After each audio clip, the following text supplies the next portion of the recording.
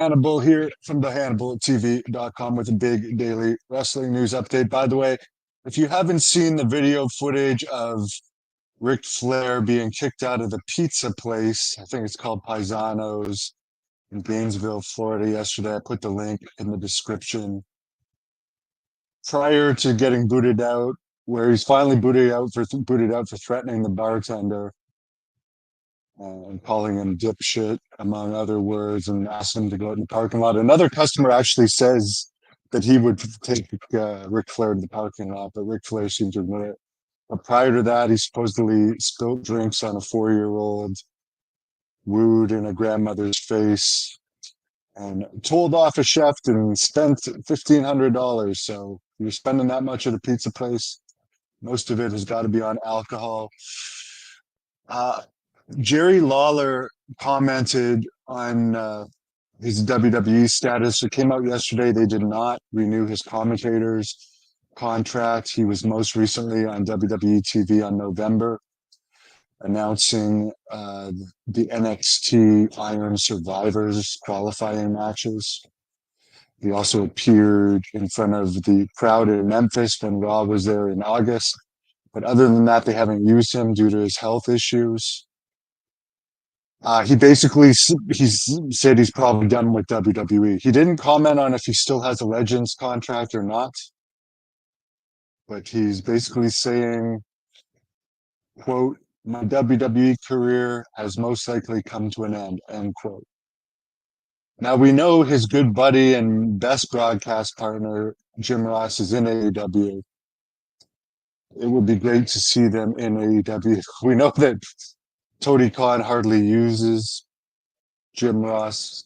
Jim Ross is one of the guys that are hardly used at all. But here's something funny. I was actually listening to Wrestling Observer Radio today. There's another AEW guy that's like only been used once, and supposedly he's under contract.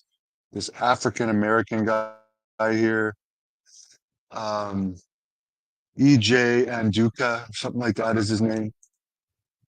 Uh, he's had like one match in a year of AEW. So they have so many guys under contract they're absolutely not using. And notice he's big. Tony Khan has something against like big guys. He likes to use the smaller guys. Guys like Jake Hager, like, hardly being used. Apparently NXT has released a wrestler named Boa who has been with the WWE since 2016, was a Chinese recruit from the time that he started wrestling. Just another one of these guys that just is useless, I guess. And also, I heard John Cena, who is a big proponent of WWE going to China, where, by the way, they skin dogs alive because the adrenaline that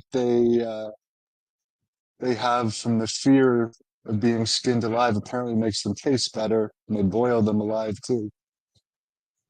Um, but apparently, that's one of the places where WWE has not had success internationally, and John Cena felt like he was kind of a failure there.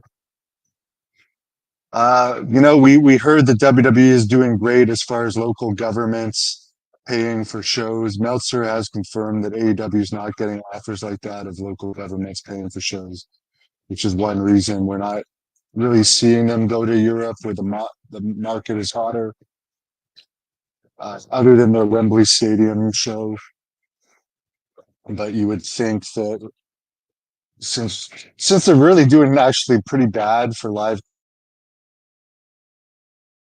crowds overall lately, that they would look at more international places where wrestling doesn't come as much. They are in Edmonton tonight for Dynamite, which they actually have 4,000 pre-sold, which Edmonton is one of the best wrestling cities in the world. And this week, but they haven't announced any matches to my knowledge. So, and it'll be interesting to see who actually comes that's on the poster. Let's see who's on the poster. And by the way, they're in Vancouver Saturday.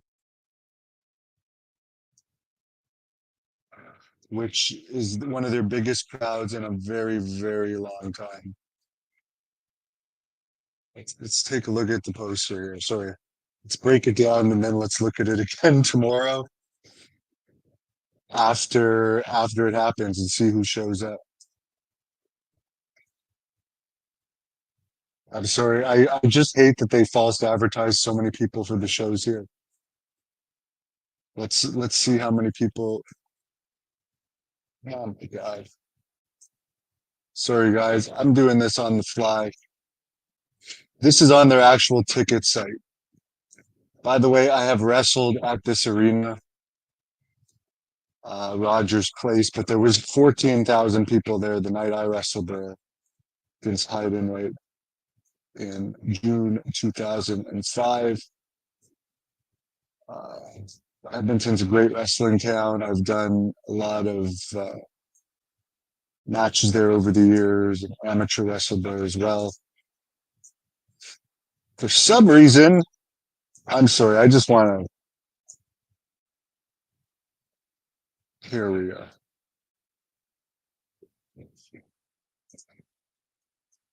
Thanks for bearing with me. Please like this video. Let's put it on the screen here, and then let's review this tomorrow. Let's have a fun game. See who they're advertising. Christian, Chris Jericho, Ryan Danielson, Will Ospreay, Paige, John Moxley. I don't know who those others are at the bottom. But it'll be interesting to see how many of those actually show up. I bet I haven't heard anything about. I mean, I could see Edge showing up. We're going to see who shows up. But let's take a look. As of today, I just took this off of their website right now. These are the people AEW is advertising on the official Edmonton website that are going to show up. So let's see. All right. Get into your comments. Oh, by the way, there was a big it's very rough in Japan right now as far as interest in wrestling. 6 companies put on a show at Budokan Hall this week and only had 5,000 fans. Oh, and also Jeff Hardy, according to Matt Hardy, speaking of lost AEW wrestlers, has been cleared to return. They're just not using him.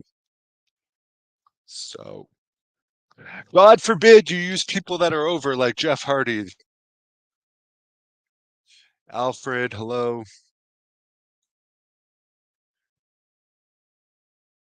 Charles, I am going to be wrestling twice this year. Well, this summer, more than twice this year, I'm sure. Today was actually my month, and today is 31 days in a row at the gym, and I already did a great workout today. But yeah, June 29th, I'm wrestling in Napanee, Ontario, and August 31st in Petawawa, Ontario, on a show that will feature the Warlord, former WWE superstar, and that's the poster for the Napanee one. As I look at the other comments, what does Ashley, think about her dad? She's got to be embarrassed about this most recent thing. And sadly, Ric Flair's alcoholism and being a terrible father clearly has to do with Reed's death. You cannot say Ric Flair was a good father. If he claims he's had sex with 10,000 women, think about this. He's had 5 wives. How many days could he have been faithful? Like, was he even faithful one day? Young macho savage, embarrassing how Rick still acts like an entitled rich white man. I just don't like how he acts like he's better than everybody else. But it makes me think when we watch him act like this, now that there's cell phones, he's probably always acted like this, and just only the people that had direct experience with him knew about it. Because as I've said a million times before, and he is one of the greatest heels of all times. A lot people were more like their characters in the old days, which actually made it more entertaining. But like if cell phones had existed in the 80s, it'd be a lot different. Doosan, there has been a few scenes done for the movie. I think August 31st in Petawawa, we're gonna film the wrestling scene. I was falsely accused of something that I had to get cleared of, which I am fully cleared of, and the person that made the false accusations against me got 3 charges. So not only did they make false allegations, they were found guilty of 3 charges. But that kind of screwed up my life the past 2 years, dealing with the slow court system and a lot of legal fees. So now that that crap is over, I can get back to wrestling and doing the movie. Which again, for people that think I've thrown in the towel on the movie, I've already spent like close to 15,000 Canadian on the various parts about the movie. So I'm not going to just give up on my investment there. Please give this video a like and give me your prediction. Give me your predictions on how many of those people from the poster for AEW Dynamite today, 5:22 p.m. today. This is who they're advertising on the official arena's website. Let's see how many people they're false advertising tonight.